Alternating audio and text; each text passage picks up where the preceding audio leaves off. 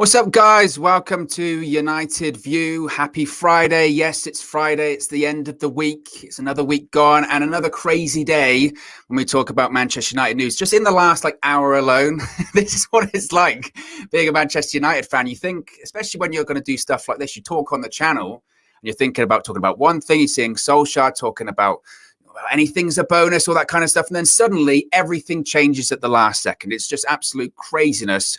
So we're going to talk all about it today. We're going to break it all down. First of all, shout out to Flex, who was under the weather today. I'm sure you've seen, you probably follow him on social media. So be sure to smash a like on the like button for Flex. Give him a thumbs up. You can put it in the live chat as well. We're getting already all of these get well soon Flex. You can see him there. Get well soon Flex. Happy Friday. Yes. So we are going to be talking about everything Man United. So smash a like on the like button for Flex. Put a comment in the chat as well. Talk about it. I know as well, before we get into everything that's going on today, I've been on the channel a couple of times now. Obviously, this is the first solo stream, so bear with me. But I have been on the channel a couple of times, and I know it's a bit of a United View tradition to talk about the weather. So I am going to start off talking about the weather. Even though Flex isn't here, we're going to keep his tradition strong here on the channel. We're going to talk about the weather. So for me, in Utopia today, actually been a bit drizzly. Yeah, been a bit drizzly, been a bit grey, which I know some people will be saying, well, it's a bit of a downer look up. But I like it. I like a bit of grey. I like it when it's a bit chillier, a bit drizzlier. I'm not one of those hot summer guys. It's not for me. I get all clammy. Not for me. But you can let me know what the weather's like for you, keeping up these United View traditions in the live chat as well. But I do want to talk about, we are going to talk about the third significant signing that is being reported for Manchester United as well. So this is a story that's been broken by Samuel Luckhurst, who has said that Manchester United will make a third significant signing, which is in complete contrast, to be honest with you, to what Ole Gunnar Solskjaer was saying just yesterday, talking about signings. Now, when it comes to this third significant signing, it must be mentioned that, again, Samuel Luckhurst, this is all coming from him, mentioned that some members of Kieran Trippier's family have been very, he's put little asterisks around it, so very confident of a move to Manchester United. The transfer will happen later in the window if it does happen. That's interesting as well. And he did mention last night too that Manchester United are interested in signing a midfielder. I know everyone's talking about defensive midfielders and talking about where Man United are going to be going next. Is it going to be the right back? Is it going to be a defensive midfielder? Is it going to be maybe a striker, a centre back, whoever? But Samuel Luckhurst did said that Manchester United are considering a move for Kieran Trippier. And also he mentioned this at the end as well, which I'm not putting too much stock in, it must be said, saying that they're open to recruiting another centre back this summer, which is just a little bit crazy to me. Another centre back. I mean, how many have we got already? You know, you've got Maguire, Lindelof, Bailly, Jones, Twan, Sebi. I mean, the list goes on and on, doesn't it? I don't buy into that. But he is saying, Samuel Luckhurst, that Kieran Trippier, his family think he's going to Manchester United. He's saying United are going to make another third signing. So that certainly is interesting. We'll have a look at the chat quickly. We're getting, Leon says, get well soon, Flex. GGMUTV says, hot in London. Interesting. VK Bangkok says, Owen has the pen ready for any more signings. Exactly. We're getting Sophia's Football Talk saying a little grey and sunny in Oslo, Norway. So we're getting chats from all over the place as well. So interesting. Again, I love the United View tradition of keeping up, talking about the weather. I love talking about that. Now, interesting as well when it comes to Kieran Trippier, that Manchester Evening News reported that Manchester United do want Kieran Trippier. This is such a fascinating quote here, when he says they don't just see him as a squad player, which if you've watched any of the streams me and Flex have done recently, you would know that we said that as well. I don't think Kieran Trippier certainly isn't coming in to be a backup to Aaron Wan-Bissaka. I think Kieran Trippier is going to play far more games than anyone thinks, to be honest with you.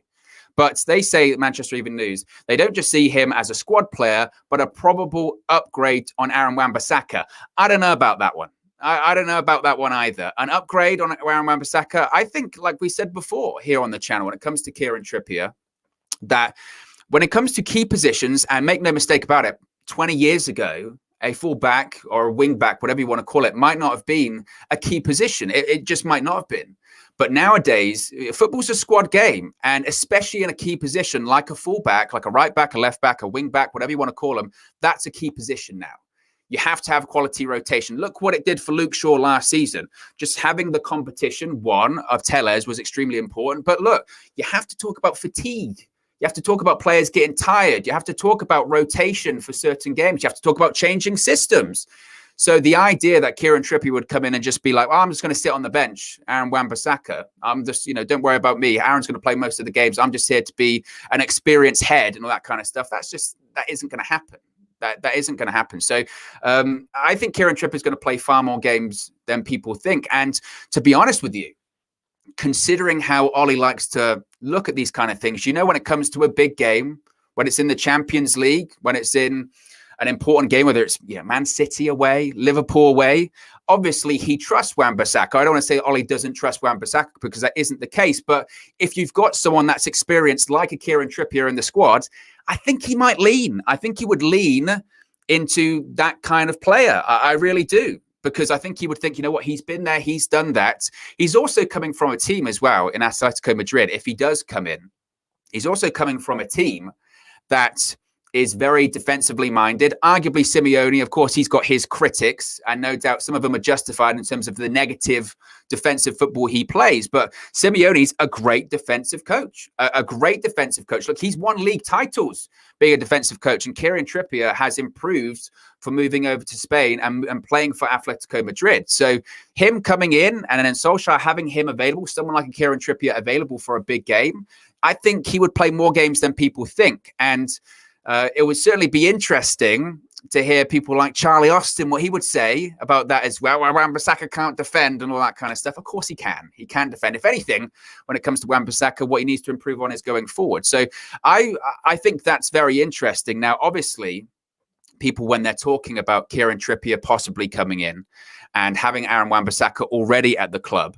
people are going to be saying, well, what about Diogo Dalot? Because we spoke about this a couple of days ago here on the channel, didn't we?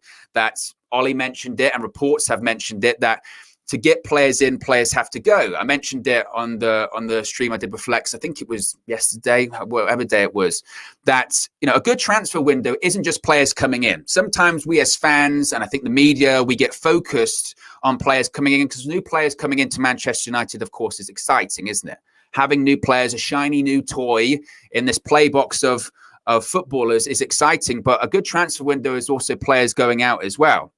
Now, when it comes to Diogo Dalot, obviously the link has been there to AC Milan, and reportedly from, I think it's Simon Stone, who was talking about this, he said that AC Milan are keen on Diogo Dalot, but Man United are only interested if it involves a firm commitment to sign Dalot permanently.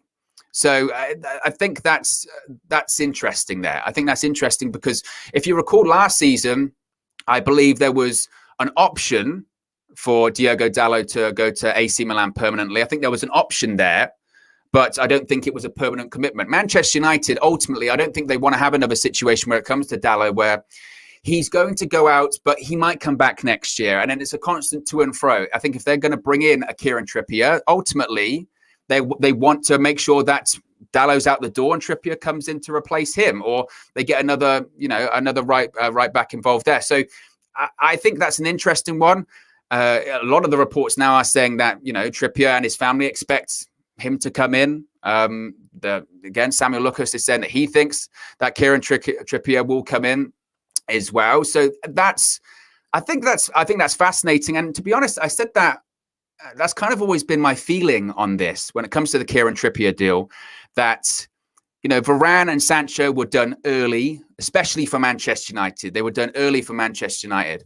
But in reality, I say early for Man United, but they're not even going to be involved in the first game of the season. It beggars belief of, if they were done so early, why are we still struggling to bring them into the first team squad? I mean, Sancho, obviously Varane, we're going to be touching on him in a minute when it comes to him flying into Manchester and having his visa issue sorted, having his medical done. And Sancho, he's not even training with the squad yet. He starts next week. We'll touch on that as well. It makes you wonder, if they were done so early, why is it taking so long to get them integrated into the squad? That's something we'll touch on there. So it makes you wonder, doesn't it, about doing this business early. We're keen to do business early, but they're still not going to be playing at the start of the season. That's interesting as well. When it comes to Trippier, to circle it back to Trippier, though, I always felt myself, and I don't know about you in the live chat, that I always felt that this was a deal because it was United were so confident on getting it done, and Trippier was so keen. They were so keen on Trippier was so keen on coming into Manchester United that United themselves always thought that's a deal we can do relatively quickly. If that is a deal that we can do relatively quickly, we can leave it essentially because there are other priorities. Whether that other priority is getting Paul Pogba to re-sign, whether that other priority is getting Diogo Dalot to be out of the club, whether that's sorting out Jesse Lingard's future, whether that other priority is Andreas Pereira, whatever those priorities are, obviously,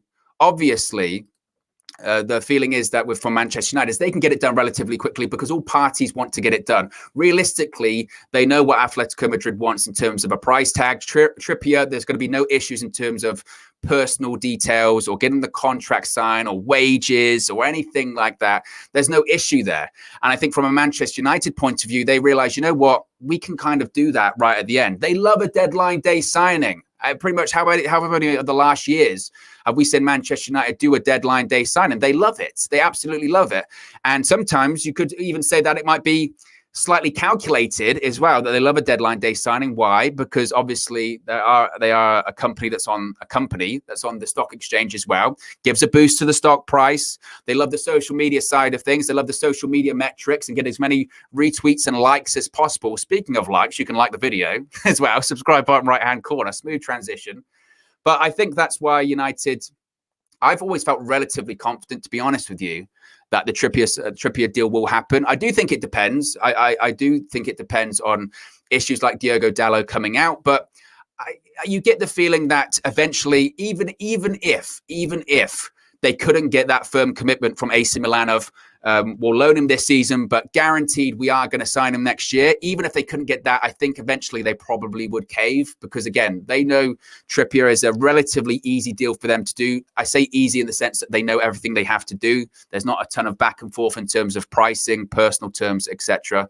So I think that will come later on. I do. But in terms of between now and obviously the start of the season, which is what, next weekend, I don't think Kieran Trippier is going to come in at any point by that point. So that's certainly interesting as well. But again, what is fascinating about this story, that Man United are going to make a significant third signing, is that you get Ollie now. And this was just last night. Ollie obviously spoke to the media and all of these quotes came out. And we will get into these quotes as well today. He spoke to the media and he was asked obviously about transfers, about Pogba, about Varane, about Sancho, etc. And when he was asked about transfers, this is what he had to say.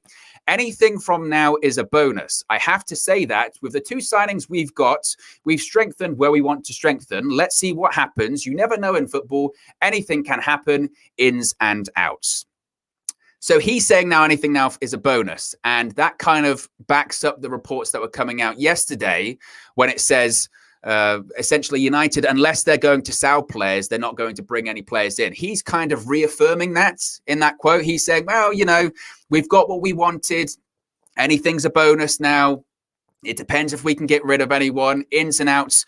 I know that will frustrate people. I know that will frustrate people. I know people will be like, come out and say, I want to get a defensive midfielder, which we desperately need. In reality, if you asked me, what would you prefer, Trippier or defensive midfielder? I'd say defensive midfielder every single day.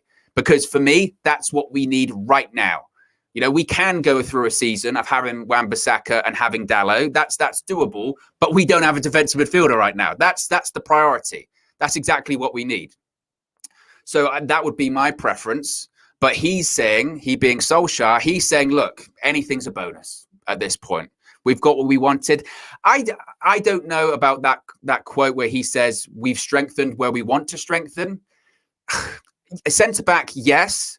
I still say with Sancho, look, when it comes to Sancho, I think Sancho was a quality signing. Obviously, Sancho's one of the most promising young talents out there. But an argument could have been made as well that Varane's the far more important signing than Jadon Sancho because we desperately needed a stronger centre-back. We desperately needed that position. That was obvious in all of the matches we had last season. It was obvious that was the issues that we needed to resolve last year. So when it comes to Sancho, obviously they wanted to strengthen that right-hand side. But if Solskjaer is saying, we've strengthened where we want to strengthen, and kind of implying that's the two positions, that was it, centre back and right wing, I don't believe that. Now, obviously, some people will look into this and say stuff like, oh, he's trying to send a message to the board.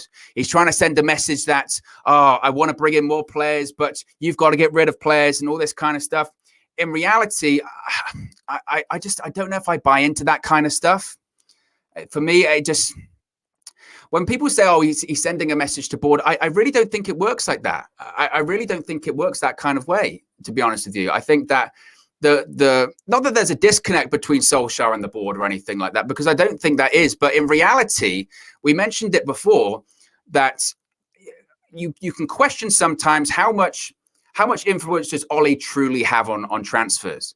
I think in reality, Ollie probably makes his recommendations. I think he probably says to the board, you know what, I probably want this player, or I want this position. But in the past, I mean, Jack Grealish just signed for Manchester City yesterday, and last summer there were all those rumours saying that Ollie went to the board and said, I want Grealish, and he didn't get him.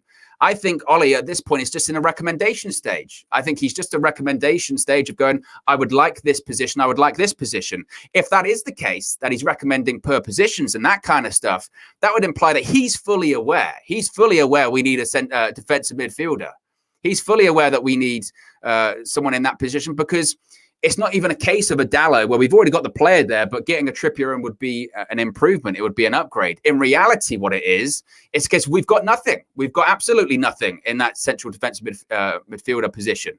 And whether that is Camavinga, whether that is SOLSKJAER'S, whether that's Rice, whether that's whoever, I don't know if I don't know if that looks on the horizon right now. That third significant signing, to me, and according to these reports, is looking to be Kieran Trippier. And make no mistake about it, I see some comments of people saying that, you know, is that truly a significant signing? Look, it is. I think we have to show some respect to Kieran Trippier. Of course it is. Of course it's a significant signing. Kieran Trippier won the league last season for La Liga. He was in a very successful England squad this summer. He played in the European Championship final. This guy is, and he's played in a World Cup semi-final as well. He's very experienced. Again, he's played under a very high-quality, defensive-minded coach. That's a significant signing. Whether or not it does happen, myself personally, and again, this is what's great about these kind of streams, isn't it? If I'm wrong, I know people will remember, people will clip it. I think it will happen, to be honest with you. Again, I think that, put it this way, either United will cave when it comes to the Dalot situation. I think United will cave in terms of just getting him out, whether they can get a firm commitment on signing him permanently next summer or that kind of stuff. I don't know whether they'll actually fully be able to get that. I think AC Milan are in a position of power in that situation of realizing, you know what, United want to sell and they want to get rid, so we can kind of basically say what we want when it comes to Dalot. But I think ultimately that third signing will be Kieran Trippier. The reason I think it will be Kieran Trippier is because I think it's a relatively easy deal to do, to be honest with you. Now, I do want to move on and talk about Raphael Varane, because again, I know a lot of people are talking about what's going on with Varane. Obviously, we had that deal in principle announcement, but these sort of announcements when it comes to Manchester United, the deal in principle and the actual announcement being made of the guy signing the contract, holding up the shirt, takes so long, doesn't it? To the point of, yes, it's great. Like, we get the announcement of, yeah, we've got a deal in principle done. And people have said, look, we're doing our business early. Great, we're doing our business early. Does it really matter, though? Does it really, truly matter about, oh, we got the deal done early, the deal in principle was done early, if it still takes 2 or 3 weeks to get the actual announcement out or to get the official signing of the contract, holding up the shirt? You know, Manchester United is like everything. It takes a lot of time. And I think people will be slightly frustrated. I mean, the Varane deal is different to the Grealish one, so I'm almost hesitant to compare this. But the Grealish deal, from an outsider looking in, when it came to Manchester City, got done so quickly, didn't it? You know, sidebar here, but the Aston Villa CEO came out yesterday and basically explained to the Villa fans on Twitter, it's like a 5-minute clip. He basically explained this is the situation of how the Grealish deal came together. We agreed a contract last year. It was a release clause. If we weren't in the Champions League for a Champions League club, we didn't think anyone was going to pay it. They did pay it, and he told us that he wanted to leave, and then boom, boom, boom, it happened really quickly. Fair play to that Villa CEO, by the way, because we need more transparency like that. Lord knows we would never get that from Ed Woodward, the Glazers, whoever. We would never, ever get that. So a breath of fresh air. Credit to the Villa CEO there. But you look from an outsider looking in, you look at that Grealish deal, it was done relatively quickly, and then only felt like a couple of days later, boom, he's holding up the shirt, he's signing the contract.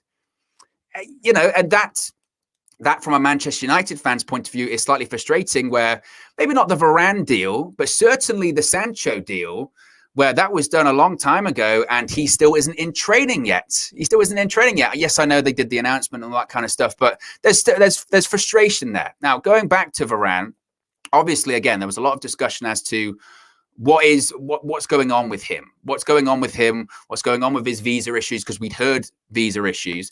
So essentially, on Wednesday, it was reported by Fabrizio Romano that Varane was ready to fly to Manchester. There was a visa issue. It was finally resolved. The original plan was for him to fly earlier on in the week. That couldn't happen. So last night, he landed in Manchester. There were people this is what I love about Manchester United fans. There were actual people like outside the airport going, I think that's the plane. They were literally plane spotting for Varane. Bless their hearts. I mean, that is dedication to another level. So bless them. But he's now in Manchester. The official announcement is expected soon. Contract until June 2025 with an option, because, of course, Manchester United loves that option. Darmashef reported today as well that the visa for Varane has been processed. He's in Manchester ahead of completing his move officially to Manchester United. Solskjaer himself even commented on this as well. He did an interview, I think, with the Manchester United app or the Manchester United media, that kind of stuff. And essentially, he said this Solskjaer quote, paperwork now, you know, with Brexit and all that. I was going to say malarkey, but I don't want to go into politics. Solskjaer doesn't want to go into politics, guys.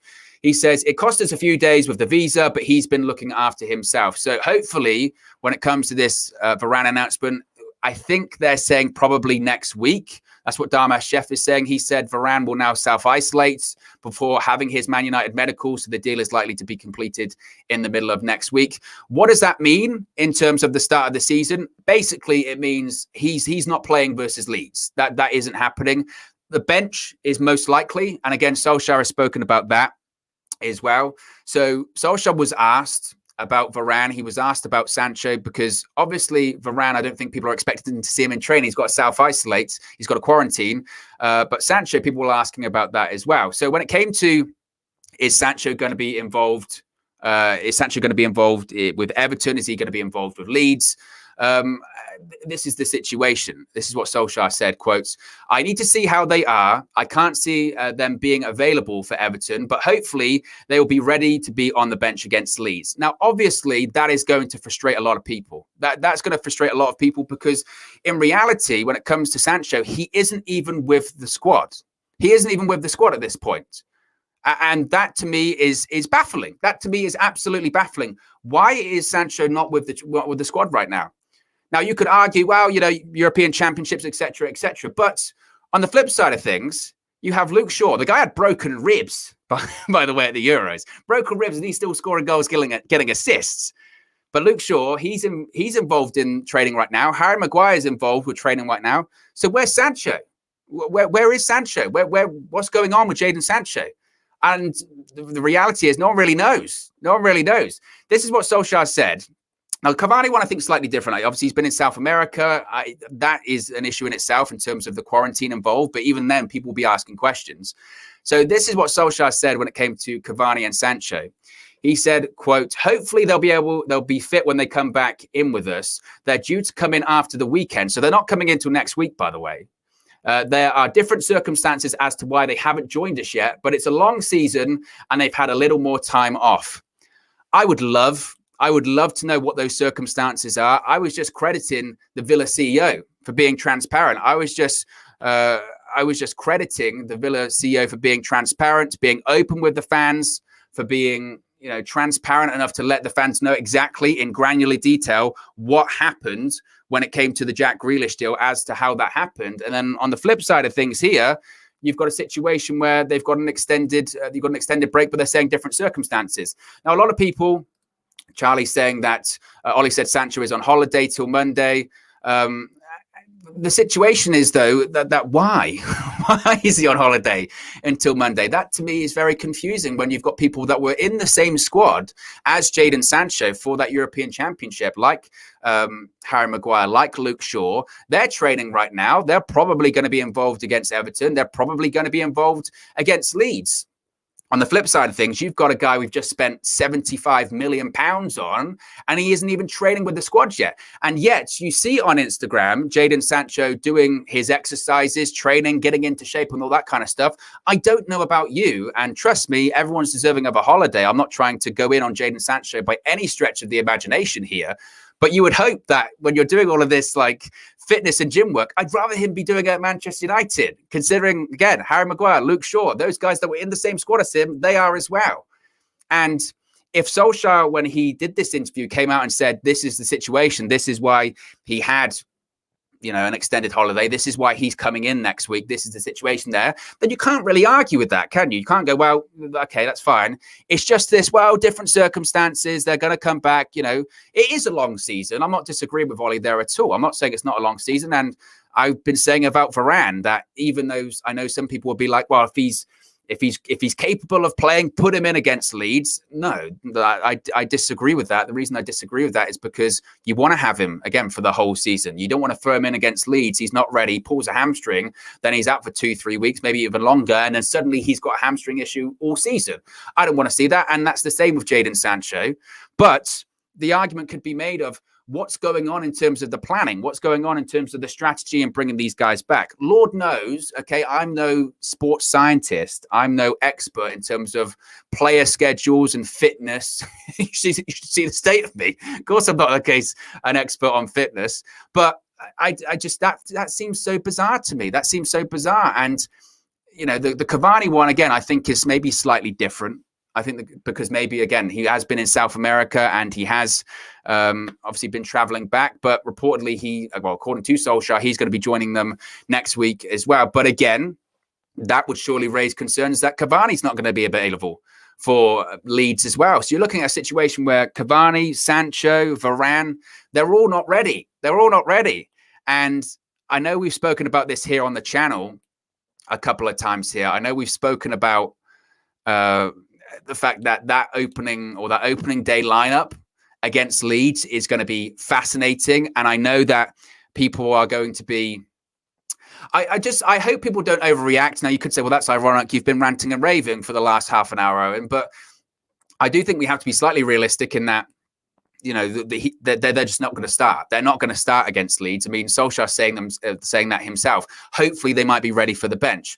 The positive, I suppose, is that if Sancho is on the bench against Leeds, there is a possibility he could come on, break glass in terms of emergency scenario. But when it comes to Varane, that ain't happening. He's not playing against Leeds. Because when it comes to a centre-back, if you have a centre-back on the bench, you don't bring him on. You don't. It's not a case of, well, bring him on for 10 minutes, see if he can change the game. No. The only situation I would assume that Varane would come on against Leeds is if either Maguire or Lindelof goes down with an injury and they've got to bring him on because of that. Otherwise, I don't see a scenario where Varane gets involved at all, really, against Leeds. Otherwise, I think he'll just be on the bench. Sancho's a different situation. Because, unfortunately, we might be in a scenario where we're chasing the game and the last 5-10 minutes, Solskjaer thinks we've got to see something. We've got to see something. Charlie says, Cavani is training hard. Seen the video back next week. I did see that video as well. of Cavani training. And let's face it, we've seen those videos as well of Sancho too. It's not a case of, do you see that picture of Neymar? You see that picture of Neymar on holiday? When I think, in fairness to Neymar, I think it's a bad photo. I don't know if in reality, but the picture of Neymar is a little bit like he's put a little bit of timber on over preseason. It happens to the best of us, Neymar. I'm not criticizing, I'm not shaming here.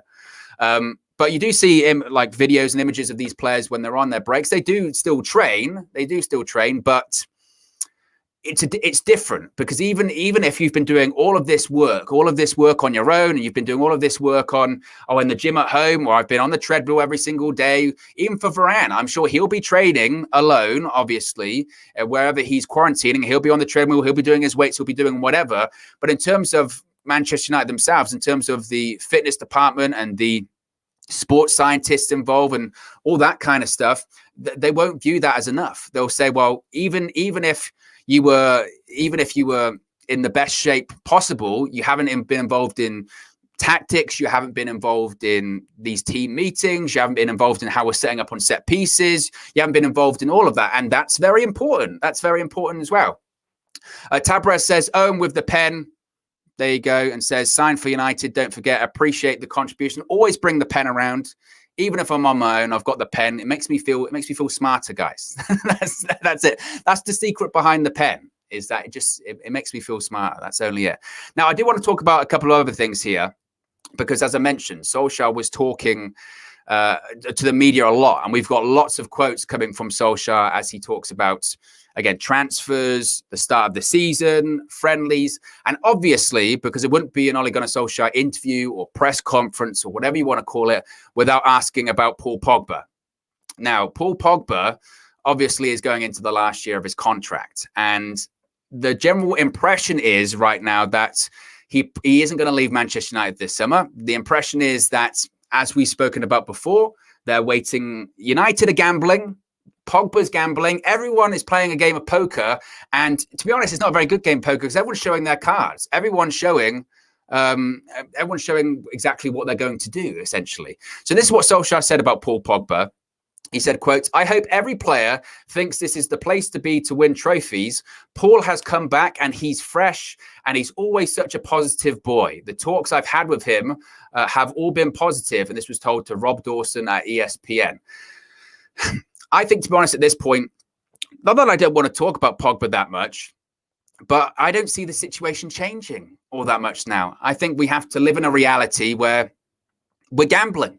That's it. This is just a gamble at this point. Everyone's showing their hands. Everyone's showing their cards. Manchester United at this point are willing to risk it. They're willing to risk it that Pogba could very well leave on a free next season. They're willing to let a franchise player, a big money player, leave on a free next season, because they still think in either their heads or their hearts, they still think they can convince Paul Pogba to stay at Manchester United. Or certainly, at the very least, they haven't had any communication from Paul Pogba himself to say, look, I want to leave. Because I think at this point with Paul Pogba, if he had conversations with whoever, whether it was Solskjaer, Ed Woodward, Murto, Judge, whoever, if he'd have had these conversations where he said, look, I'm not signing, I will not be signing, irrespective of what happens, I want to leave, he would force Manchester United's hand. Manchester United would have to be very, very naive if Pogba or Raiola had said to the club, I'm leaving, you can't keep me, it doesn't matter, I'm going to leave either this summer or next summer. Then Manchester United, their hands would be forced. They would say, you know what, we can't convince him, he's going to leave. And then they would try and work out deals. I don't think that's happened. I don't think that's happened. I don't think Pogba's gone to anyone and say, you know what, I'm off. I think, as some of these reports are saying, I don't know if Pogba's made his mind up yet. I think he's saying, you know what, I'm going to keep my options open. I think he's probably talking to Raiola as well. And you have to look at the football landscape in context as well here, because it's a bit of a messy situation too, in the sense that realistically, where is Paul Pogba going to go? If he was going to leave this summer, is he going to go to Madrid? No. They haven't got hardly any money. Is he going to go to Barca? Certainly not. They've got no money. They just released one of the best, if not the best football player of all time. They didn't re-sign him to a new deal, even though Messi wanted to and Barca wanted to, because they couldn't, because of those La Liga registration rules. So he's not going to Spain. He can talk about those. You see him all the time, don't you, when they're saying, oh, he wants to go to Juventus. He wants to go back to Italy. Again, even with Juventus, there's a reason. There's a reason why the likes of Juventus, Real Madrid and Barcelona all wanted in on the Super League. And there's a reason why they haven't given it up yet. The reason they haven't given it up yet is because they need it. They need it. They need the finances. Make no mistake about it. Real Madrid and Barcelona, when it comes to Barca not being able to re-sign Messi, and when it comes to Real Madrid, Ramos leaving and Varane leaving, they knew this day was coming. They knew it was coming. That's why earlier this year, They did the whole Super League stuff because they knew that danger was on the horizon. They thought, if we get this Super League idea off the ground, there's big investment, there's big money, maybe, just maybe, that will get us out of the red enough to be even closer to the black. And then maybe we can get around these registration issues. Maybe we can do something. And that didn't work out for them. The crazy part of that is why these English clubs, if anything, were willing to bail them out, because that's what was happening. I don't know why these clubs were involved in that. So when it comes back to Pogba, what options are there? PSG, you kind of get the impression when it comes to PSG, certainly from the fan base and certainly from the club themselves, that they're kind of lukewarm on him. Certainly now they've got their attention turned to Messi. I don't even think they're thinking about Paul Pogba right now. So that whole Paul Pogba situation is relatively cold. It's not going to happen. And that's when it comes back to now this game of poker or this game of chicken, whatever you want to call it, where Pogba's not saying anything, Man United aren't saying anything, and they're just kind of waiting and seeing. Because let's face it, if we get to the end of the season, or if we get even to January, because again, Pogba can talk to foreign clubs from January, that's a good point as well. But if we get to January or the end of the season, and Manchester United are looking pretty good, maybe, I don't want to say involved in the title challenge, but contending, still in the Champions League, looks like we might progress a little bit there or doing well in a cup competition, that might be enough. That might be enough. And maybe at that point, Pogba will then, and United will work something out. So I don't expect realistically anything to happen when it comes to Paul Pogba at this point. And when it comes to Solskjaer saying, look, I've had a couple of discussions with Paul. He's a positive guy. He's come back fresh. He's always so positive. The talks I've had with him have been very positive. I'm sure they are. Paul Pogba is very well liked in the dressing room. He's a good person to have in the dressing room. Everyone universally likes Paul Pogba. And I think Solskjaer's not naive enough as well to realize that I don't want to go down the Mourinho path here, if you will, and just be attacking Paul Pogba or making him feel unwanted or out of place or putting a lot of blame on him, because then you start to divide the dressing room. Things start to come into factions, and that's how you lose a dressing room. And Ole doesn't want to do that. He's putting too much work to try and win that dressing room over and convince them he's good enough to manage Manchester United. Even parts of the fan base still aren't convinced by that, but for the first time it feels like in a while that, at least from the outside looking in, again, I don't know what's going on behind closed doors, certainly, but from the outside looking in, it does feel like there is this degree of harmony in the dressing room. You see all these guys going out to lunch and dinner and bonding and all that kind of stuff. It feels like a harmonious dressing room. And I think Solskjaer's realizing, you know what? I could pressure Paul Pogba and I could poke and I can prod him and I can say, I want you to sign a new deal. You've got to sign a new deal. If you don't sign a new deal soon, I'm just going to freeze you out. But he realizes, where's the benefit in that? Where's the benefit in that? Because in reality, there might be no clubs right now that are even in the position to make an offer for Paul Pogba. So we've still got him for another year, and 12 months is a really, really, really long time in football. A really long time in football. And I think Solskjaer knows that. I think Pogba knows that. I think Manchester United know that. Because if it comes to the end of the year and we're doing quite well, things change. Things certainly change as well. Now, before we wrap it up here today, I do want to talk about another couple of things. I do want to talk about goalkeepers, because obviously, if you know, that's a position close to my heart. When I was playing football, that was my position. And Solskjaer, once again, because again, all of these quotes he's spoken about, he was asked once again about goalkeepers. And he was asked, last season, the goalkeeping situation with De Gea and Henderson, it became a distraction, to be honest with you, didn't it? It became a distraction towards the end, whereby every time there was a mistake, whether it was De Gea or Henderson, because they both made mistakes last season, that happens with goalkeepers, but they both made mistakes, straight away, bang, what'd you get? A big zoom on either Henderson or De Gea, who's on the bench. And it felt like that was constant. It constantly felt like pre-match, whether you're watching on whatever channel you're watching, it constantly can't like that.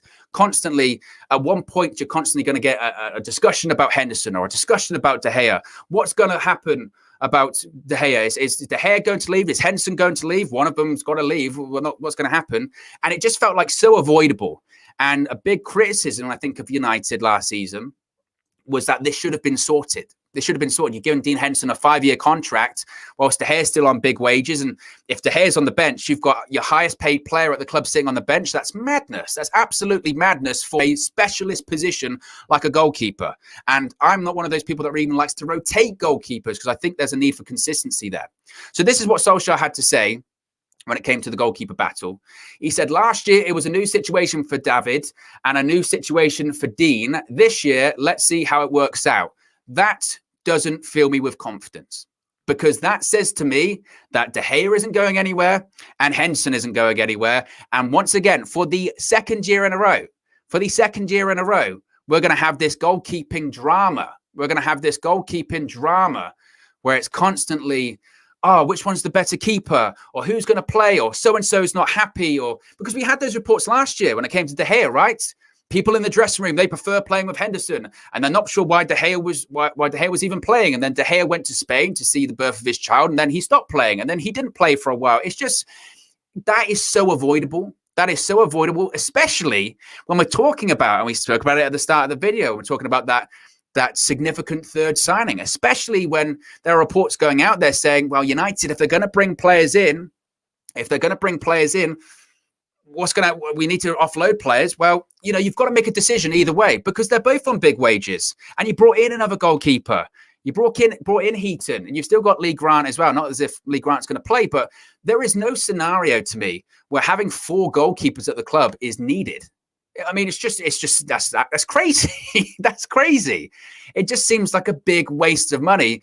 And it feels like, despite Henderson playing games last season, despite De Gea playing games last season, Solskjaer or the board or whoever, they haven't made up their mind yet. And it makes you wonder, well, what else are they looking for? What else are they looking for here? I mean, don't get me wrong. De Gea at points last year wasn't playing well. He wasn't. At points last year, he wasn't playing well. And certainly over the last couple of years, he has made mistakes. That's true. That is true. But Henderson, when he came in last season, I think he left a lot to be desired.